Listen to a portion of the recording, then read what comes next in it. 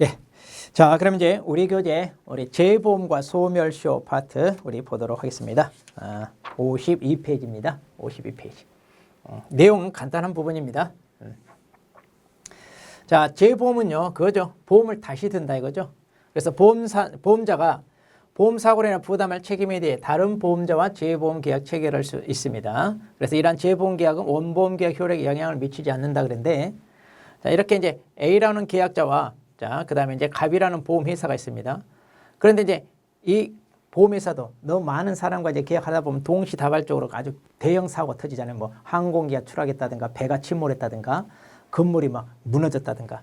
그러면 이제 손해배상을 해야 될 그 보험금이 많이 나가죠. 그러면 부담이 크죠. 자, 그래서 이런 부담을 자, 다른 보험회사, 을에게 이렇게 전가시키는 거죠. 그러니까 재보험은 이제 보험회사와 보험회사 간에 체결되는 보험계약이다. 이렇게 보시면 되겠습니다. 네.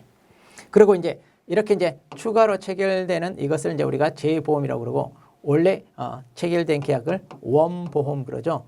그럼 이 원보험과 이 재보험은 전혀 별개 계약이니까 이런 서로에 영향을 미치지 않는다. 이런 얘기가 되겠습니다. 그 다음에 이제 이러한 보험의 기능은요. 자, 그러죠. 요즘 이제 어때요? 원보험 계약 많이 가입돼 있으면 사고가 났을 때 이걸 다 책임지기 힘들 수도 있다 이거죠. 자, 그래서 이런 책임을 한마디로 자, 떠넘기는 거다. 그래서 보험회사 입장에서는 보험 경영을 운영하는 데서 아주 중요한 그런 역할을 합니다. 우리 농작물 재보험 같은 경우는 현재 NH손보가 총대를 메고 하고 있는데 솔직히 이제 자연재해라고 하는 것은 워낙 광역적이고 피해 규모가 크잖아요. 감당 힘들어요. 그래서 민간 보험업체가 뛰어들었다가 초창기 때 엄청나게 사고가 크다 보니까 다들 어때요? 손 들고 떨어져 나갔죠. 자, 그렇지만 이제 이게 필요하니까 이제 NH손보가 책임지고 하기로 하고요. 국가가 이제 재보험 이것을 통하여 지원을 하고 있습니다. 자, 그러면 이제 원보험과의 관계인데, 자, 이건 전혀 별개다 이거죠. 재보험과 원보험은 경제상으로나 동질적 위험을 부담하는 같은 성격의 보험입니다만, 그러니까 이제 위험을 부담한다는 거예요. 같은 이제 성질이지만 전혀 별개의 계약이다. 그렇죠? 자, 그래서 재보험 계약은 원보험 계약에 효력을 미치지 않는다. 네. 자, 그럼 전혀 별개니까요. 재보험과 원보험 계약자 간에 직접적인 법률 관계가 없잖아요. 자, 그래서 재보험자는 원보험 보험 계약자에게 재보험료 지급을 자, 청구할 수 없고 그랬는데, 자, 이거죠. 자, A라는 계약자가 있고 갑이라는 원보험, 그 다음에 재보험자예요. 그럼 이 재보험자가 자, 여기 계약자한테 야, 여기서 이제 보험료를 줘야 될 거 아니에요. 그런데 A한테 이렇게 보험료 청구할 수 있나요? 아니죠. 전혀 아니죠. 네. 자, 그리고 이제 당연히 이 계약자도 재보험 여기한테 보험료를 주는 게 아니라 당연히 원보험자 여기에다 보험료를 지급을 하는 거죠. 우리는. 네. 자, 그런데 이제 여기서 원보험 계약자가 원보험료를 지급하지 않았어. 그러니까 여기서 이제 지급을 안 했다는 얘기예요. 그 바람에 원보험자가 재보험료를 지급하지 않고 있습니다. 여기 이제 보험료를 줘야 되는데 이걸 못 주고 있어요. 그럼 이제 이 재보험자가 원보험자의 보험료 청구를 대위 행사할 수 있느냐? 여기 빨리 네 돈 여기 보험료 납부해라. 그래야 이제 자기도 받을 수 있으니까. 자, 이거는 민법의 채권자 대위권 규정을 준용하여 이렇게 할 수 있다. 이렇게 보는 겁니다. 자, 그리고 이제 책임보험 규정을 준용한다 그랬잖아요. 자, 재보험 보험자가 인수한 보험계약상 책임의 전부 또는 일부. 자, 여기 전부 또는 일부를 다른 보험자한테 넘기는 거, 전가시키는 거잖아요. 자, 그래서 일종의 뭐다? 책임보험 일종이다. 그러니까 원보험자가 책임져야 될 것을 재보험자가 인수하는 거기 때문에 책임보험 일종이다. 그랬습니다. 자, 그래서 상법 책임보험에 관한 규정은 그 성질에 반하지 않는 범위 내에서 재보험 계약에 준용되게끔 자, 이렇게 돼 있고요. 자, 그 다음에 이제 우리 계약자 등의 불이익 변경 금지 그랬죠. 자, 앞에서도 많이 봤습니다. 자, 당사자 간의 특약으로 보험 계약자 또는 피보험자나 보험 수익자의 불이익으로 변경하지 못한다 그랬습니다. 자, 그런데 반대로 자, 이들에게 유리하게 바꾸는 것은 허용된다 안 된다? 허용된다 이렇게 보시면 돼요. 자, 그런데 이 단서가 있어요. 뭐냐? 자, 여기 재보험이나 해상보험 같은 경우 또는 이와 유사한 보험은 그러하지 않으나 그런데 자, 재보험이나 해상보험은요. 보험회사 대 회사 간의 계약이에요. 그러니까 둘 다 동일한 회사 입장이니까 한쪽이 경제적으로 약자다 이렇게 평가하기는 그래요. 자, 그래서 이들에게는 불이익 변경 금지 이런 게 적용되지 않습니다. 동등한 입장에서 자기 유리한 쪽으로 계약을 했어요. 자, 협상을 했다면 그냥 그대로 적용된다는 얘기죠. 자, 그래서 자, 이것도요. 솔직히 이 법조문만 아시면 됩니다. 예. 그러니까 자, 우리 불이익 변경 금지는요. 자, 생명보험, 상해보험, 주택화재보험, 다시 말해 가계보험이라고 하는데 우리 일반 개인들 있잖아요. 개인들에게 적용되는, 여기에 적용되지 기업보험, 그러니까 재보험이나 해상보험에서는 적용되지 않는다. 왜? 이들은 같은 회사, 이렇게 동등한 입장이죠.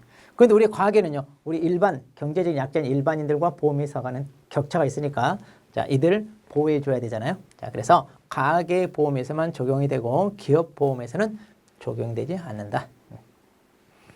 자, 이거 다 부연 설명입니다. 자, 이렇게. 자, 그 다음에 여기 하나 정도만, 자, 보십시오. 자, 그러면 약관 해석에서 작성자 분리 원칙입니다. 자, 약관은 보험회사가 일방적으로 만드는 거잖아요. 그래서 보험계약자는 그 약관 내용에 전혀 개입을 하지 않아요. 자, 그래서 이제 어쩔 수 없어요. 우리는 부합계약이라는 성질 때문에. 자, 보험회사 약관을 만들어 놓고 그걸 가지고 수많은 계약자와 동일하게 계약을 체결을 진행해야 되잖아요. 자, 그러다 보니까 이제 이렇게 약관을 만들어서 계약을 체결할 수밖에 없는데, 그럼 이 약관 해석은요. 자, 여기 보니까 객관적 해석 원칙이 우선하여 적용된다 그랬네요. 자, 그럼 이게 무슨 말이냐면, 자, 이 판례를 보세요. 자, 보험약관은 신의선실의 원칙에 따라 해당 약관의 목적과 취지를 고려하여 공정하고 합리적으로 해석하되 개개계약 당사자가 기도한 목적이나 의사를 참작하지 않고 평균적 고객의 이해 가능성을 기준으로 보험단체 전체의 이해관계를 고려하여 객관적 그리고 획일적으로 해석해야 된다 그랬어요. 자, 방금 얘기했잖아요. 보험회사가 일반적으로 만들어낸 약관입니다. 그럼 그걸 가지고 다양한 사람과 계약을 해야 되는데 동등하게, 자, 동일하게 계약이 진행돼야 되잖아요. 자, 그렇게 해서 이제 객관적 획일적으로 해석해야 된다 그 얘기입니다. 자, 그런데 위와 같은 해석을 거친 후에도 약관 조항이 객관적으로 다의적으로 해석되고 그 각각의 해석이 합리성이 있는 등 당해 약관의 뜻이 명백하지 아니하다. 그럼 어떻게 해라? 그때는 고객에게 유리하게 해석해라 이거예요.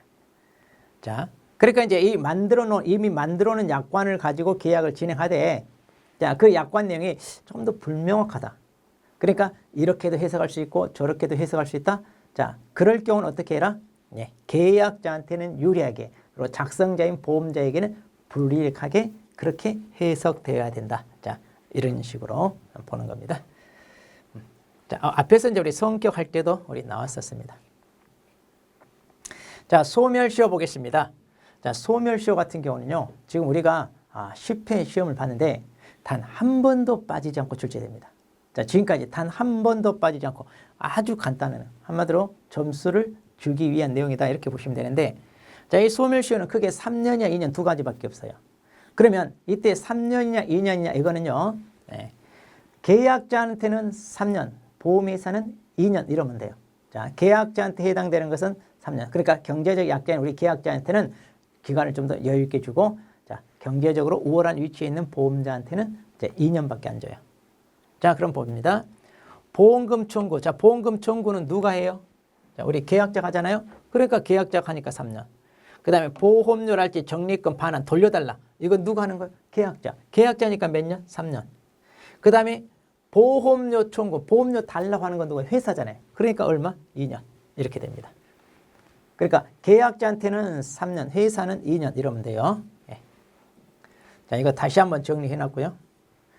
자, 그리고 이제 자, 여기 날짜 이것도 우리가 앞에서 다 정리했습니다. 날짜와 관련된 것들 다시 한번 여기서 정리해 보게끔 해놨으니까 보시면 되고요. 자, 그 다음. 자, 2편, 그러니까 이제 상법 보험편입니다. 제 4편인데요. 자, 이 규정은 그 성질에 반하지 않는 범위 내에서 상호보험, 그 다음에 공제, 자, 그 밖에 이에 준하는 계약에 준용한다 그랬네요. 여기서 상호보험은 예전 앞에서도 잠깐 말씀드렸는데 우리나라에 개인보험이 있죠. 그와 비슷한 거. 그러니까 어떤 보험회사가 있어가지고 일반인들이 보험회사에 보험 가입을 하는 게 아니라 같이 뜻이 있는 사람끼리 모여서 십시일반으로 금액을 객출을 해요. 그래가지고 기금을 만들어 놓고 그 회원 중에 누가 사고를 당했다. 그럼 그 안에서 보험금을 주는. 그러니까 끼리끼리 모여서 만드는 일종의 상부상조하는 그런 형태로 만든 게 상호보험이에요. 그런데 이게 또 우리 어때요? 이 보험제도와 비슷하니까 여기에 준용한다는 얘기예요. 공제도 그러죠. 우리 공제도 같은 업종에 사람들끼리 자 모여서 각출을 해요. 일정 공제료. 그래가지고 기금을 만든 다음에 그 안에서 또 누가 사고 당했으면 이제 손해배상 해준다든가 이런 걸 하기 위해서 만들어진 게 뭐예요? 공제잖아요. 자, 그러니까 이런 것들은 엄밀하게 따지면 이제 보험회사라는 게 존재하지 않는 거잖아요. 그러니까 어떻게 보면 보험계약과는 조금 차이는 있지만 그래도 그 내용이 우리 보험계약과 유사하다 이거예요. 자, 누가 사고를 당했을 때 그 기금에서 대신 손해배상 이렇게 해주는 것처럼. 자, 그래서 특별히 반하지 않는 한 여기에 준용한다. 자, 그래서 이것만 하시면 돼요. 상호보험, 공제. 그리고 이제 이에 준하는 계약인데 뭐 이런 것은 안 물어보요. 자, 공제하고 상호보험. 자, 이거 두 개. 그러니까 이제 이에 준하는 계약이 이제 뭐 우체국 보험 같은 것들이 여기에 해당되는 거죠. 예전. 자, 그러면 우리가 이제 여기까지 한번 문제를 보도록 하겠습니다. 자, 이제 이 다음부터는 이제 우리 손해보험 계약으로 넘어갑니다.